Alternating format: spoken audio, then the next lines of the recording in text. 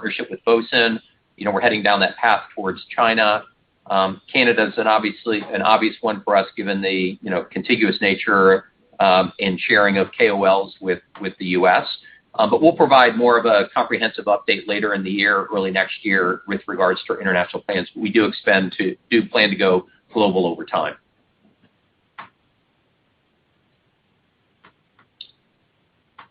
Next question. Thank you. And your next question comes from the line of Annabelle Samimy from Stifel. Your line is now open. Hi, thanks for taking my question. I had a few. First, on RHA fillers, is there anything you can share in terms of reordering patterns? You gave us a nice outline of the various buckets of clients, but within those, do you have a reordering rate? On market growth that you commented on earlier, in the market opening up and travel starting to sort of come back, I guess there's some commentary that there was extra disposable income because people are traveling less. Do you think this might have any impact going forward on demand in the aesthetics market?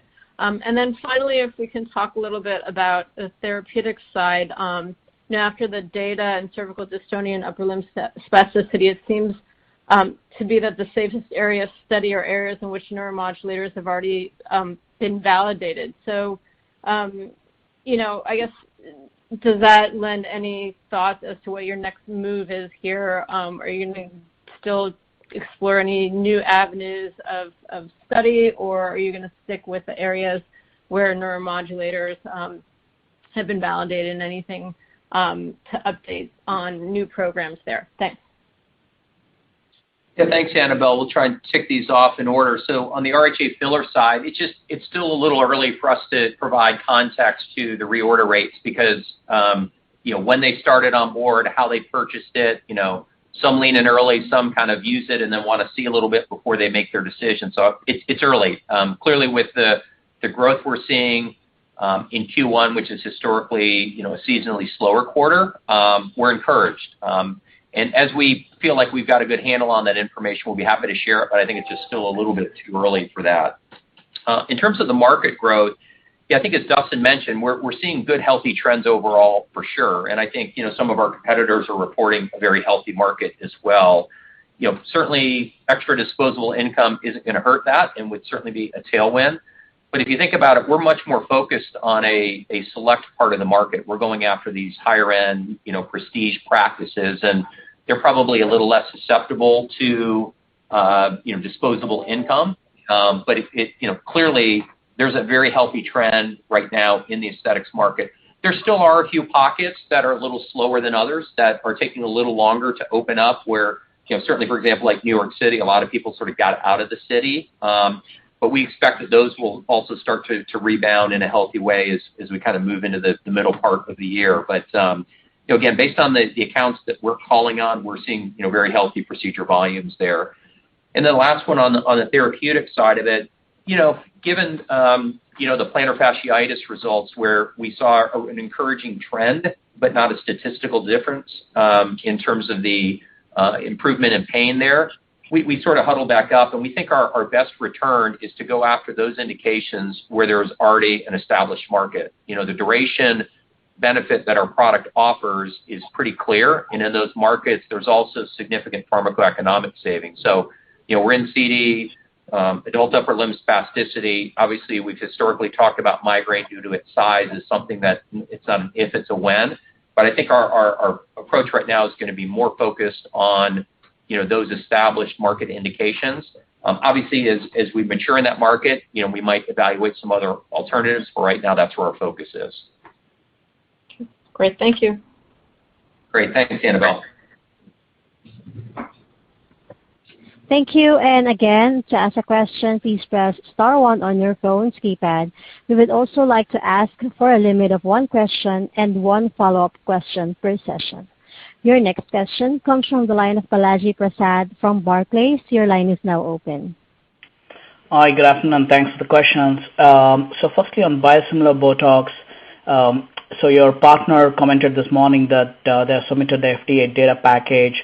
What does this mean in terms of submission timelines and any updated thoughts around there? And on the same topic, it's been a while since we had an update on the topical biosimilar program. So what steps are needed to be done before you can consider moving that to phase 1? Thank you. Thanks, Balaji. Maybe I'll take the second one first and then ask Abhay to comment on the biosimilar program. But on the topical side of it, we've really focused our efforts on the injectable formulation because that's where we've got the clinical data to support it, a healthy differentiated product profile, and so we're leaning in on that. Obviously, with all the work that we did in the topical program, that is something that we may go back and revisit as we go forward. But right now our primary focus is on daxibotulinum toxin A for injection.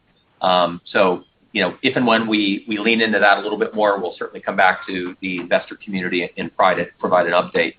And then Abhay, you want to take the biosimilar question? Yeah. So Balaji, since our last initial bioadvisory meeting with the FDA, we continue to make progress, and with great cooperation from our partner Viatris. We are making steady progress towards the biochemical characterization work and have adequate data to share with the FDA. And with the filing of the briefing book, our focus is on seeking agreement on the phase 3 program. And after our meeting with the FDA, we'll be in a position to assess more in terms of timings for IND and approvals. Great, thanks. If we could just have a follow-up on RHA1. So you gave your expectations around getting an approval in H2. So realistically, could we see a launch at the end of this year with RHA1 too? Yeah, so Teoxane, our partner, has already filed the submission on the RHA1. Again, we don't control sort of that process. They're the ones that drive the regulatory process. But based on that filing and the timeline, we've indicated that we would expect an approval sometime in the second half, assuming everything's straightforward there. And so that's what we're planning for, would be an approval and introduction in the second half of this year. Great. Thanks, Mark. Okay. Thanks so much, Balaji. Thank you. Your next question comes from the line of Tim Lugo from William Blair. Your line is now open. Thanks for taking the question, and congratulations on all the progress in a kind of difficult macro environment, which is hopefully improving. And thank you for talking about communicating with the street about the inspection date. So once you share the date with us, I guess how long from that date of inspection, if it is clean, do you expect an FDA action? Is there any sense you're getting from your interactions with the agency? Is it roughly weeks? Is it months? Yeah, so Tim, on that, I think, as we said, we typically wouldn't be commenting on this, but given the unique environment, to your point, we thought it was appropriate to level set everybody on that. So I don't know that it's appropriate to be getting into speculating kind of time frames, post-inspection and everything else. Again, we are prepared. We're ready to support an inspection, as we stated. We're hoping that we'll get an inspection date in the not too distant future, and once we do, we'll communicate that, and then the process will take its course from there. Okay, understood. And given the HintMD product offering,